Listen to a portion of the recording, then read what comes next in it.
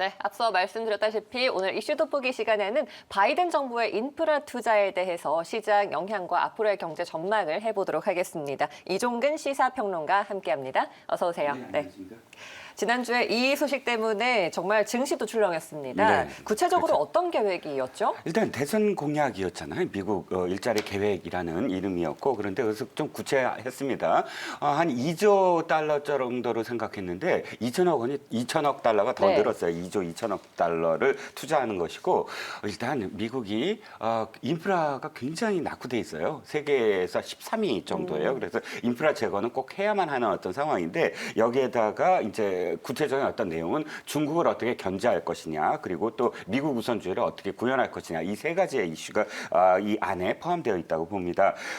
일단 내용을 보면 교통 개선 등 이제 전통 인프라가 17%에 불과하고 전체적으로는 광대역 통신망 등 신 인프라가 지금 한 50% 신기술 인프라가 50%를 차지하고 있는데 구체적 내용은 2030년까지 뭐 전기차 충전소를 50만 개를 설치한다든지 또 중국을 겨냥해서 반도체에 56조 원 우리나라 돈으로 한 500억 달러 정도 그리고 중국에 좀 뒤처져 있는 게 R&D 투자거든요. 그래서 R&D 투자를 늘리겠다는 것. 뭐 중산층 서민을 위한 뭐 주택을 200만 가구로 공급한다는 것. 뭐 이런 정도가 눈에 띄는 그런 내용이었습니다. 네.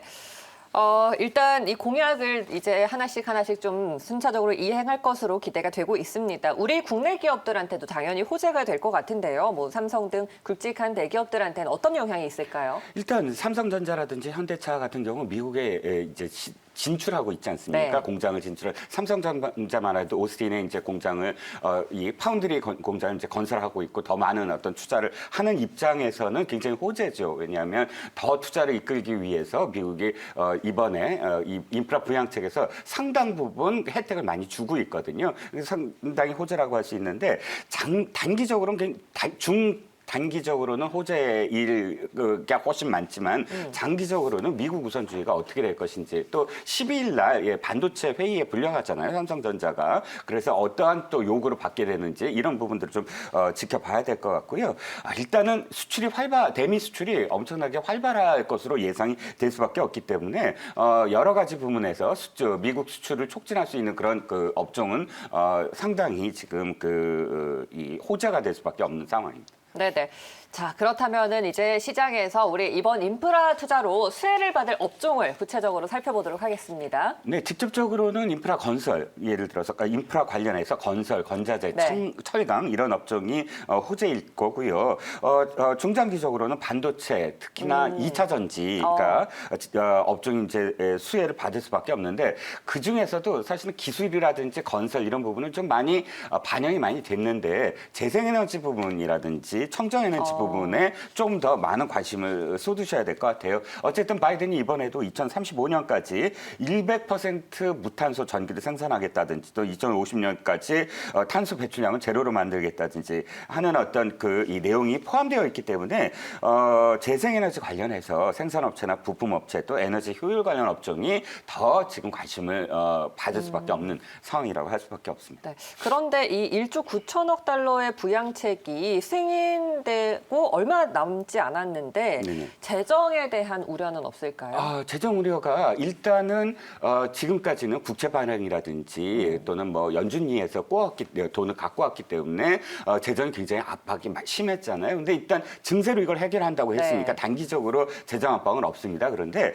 장기적으로는 이것도 좀 문제예요. 왜냐하면 이게 투자가 지금 2조 2천억 달러를 얘기했지만 이게 8년간 투자를 하는 것이거든요. 그래서 실질적으로 투자는 8년간 투자를 하는데 증세로 해결하겠다고 하지만 증세가 단기적으로 이걸 다 한꺼번에 증세를 해서 돈을 갖고 오는 게 아니라 15년간에 걸쳐서 단계적으로 이걸 갖고 오거든요. 그렇기 때문에 이 갭이 있어서 이 증세 문제가 계속 이 재정 우려가 장기적으로는 있을 것이다. 하지만 어쨌든 트럼프는 지금 21%로 낮춘 법인세를 28%로 인상하고 뭐 그렇기 때문에 혹시나 또 이 법인세 갖고 세 개가 서로 경쟁을 벌일 것을 우려해서 글로벌 법인세 최저 한도세율을 21%로 인상하는 것을 지금 세계 각국과 지금 협의할 생각이고요. 화석연료업체에 대한 세금 면제 혜택도 중단하고 또 고소득층에 대한 부유세도 지금 그 부과할 예정이고요. 이렇기 때문에 기업들이 굉장히 로비부터 시작을 해서 굉장히 지금 반발하고 있는 것을 또 이 공화당이 이게 법안을 저지하겠다라고 다짐을 하고 있는 상황입니다. 네. 세금에 대한 저항도 좀 만만치 않을 것 같고요. 이 폭탄에 대한 부담도 실질적으로 클 것 같습니다. 부작용은 혹시 없을까요? 일단 그런데 이것도 들여다보면 전문가들마다 이야기 좀 달라요. 네. 전망이 다르고 굉장히 지금 전망을 유보하고 있는 평가를 유보하고 있는 상황이에요. 왜냐하면 일단 그 1993년 이후에 30년 만에 어쨌든 연방 세율을 인상하는 거 아닙니까? 그래서 말씀하셨듯이 이제 IT 기업이라든지 또는 뭐 소비 위축이라든지 이런 부분에서 우려하는 그런 목소리가 많지만 그러나 또 들여다보면 1910년부터 미국이 이 증세를 7차례 했는데 실질적으로 악영향을 받은 건 4차례밖에 없었다는 거예요. 특히나 그때를 돌아보면 뭐 1, 2차 세계대전이라든지 베트남 전쟁이라든지 이런 악재들이 겹쳤기 때문에 이 영향을 받은 것이고 그때마다 상황이 다르다. 일단 부양책으로 미국 경제 심리가 개선이 되면 기업에도 일단 호재인 어떤 부분도 많거든요.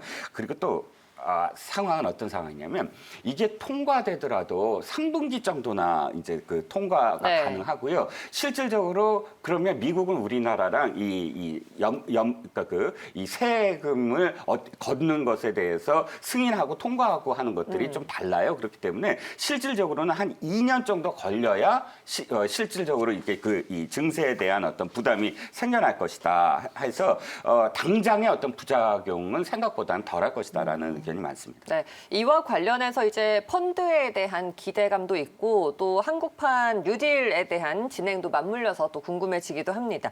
우리나라에서는 뉴딜을 추진하기 위해서 뉴딜 펀드도 인기잖아요. 네, 그렇습니다. 국민참여정책형 뉴딜 펀드 지난달 29일에 첫 선을 보였는데 8개 증권사에서는 이미 조기 완판했습니다. 그래서 이제 은행권으로 이제 넘어왔고 1일 그 5대 시중은행과 KDB 산업은행에서 이미 완판이 됐습니다. 그래서 2일 기업은행만 한도가 남아있다고 해서 일단 엄청나게 기업은행에 사람들이 또 몰렸죠. 그래서 거의 뭐 5일 만에 2천억 원이 완판되는 그런 상황입니다. 뭐 지난달 31일 가입을 못한 문 대통령이 아쉽지만 기쁘다라고 표현할 정도였습니다. 네, 자 인프라 펀드에 각국이 주목을 하고 있습니다. 새로운 투자의 대안처가 될 수 있을까요? 네, 제가 2020년 기준으로 좀 조사를 해봤더니 네. 비상장 인프라 펀드는 2019년 총액으로 980억 달러로 최고치를 달할 만큼 지금 굉장히 규모가 커지고 있습니다. 코로나19에도 사실 다른 대체 투자 시장이 그렇게 마땅하지 않으니까 굉장히 견조한 어떤 그런 상승세를 보이고 있고요. 상장 인프라 펀드도 286개 전 세계적으로 그래서 시가총액은 약 한 2조 5천억 달러 정도 됩니다. 일단 장기 투자 시에 주식 수익률이 높고요. 또 배당 수익이 높아서 전 세계적으로도 지금 선호하는 그런 경향을 보이고 있습니다. 네, 알겠습니다. 자, 인프라 투자에 대한 기회를 우리 대한민국도 잡아서 이 수혜 업종을 더 육성시켜야 될 것 같습니다. 오늘 이종근 시사평론가 말씀 여기까지 듣도록 하겠습니다. 고맙습니다.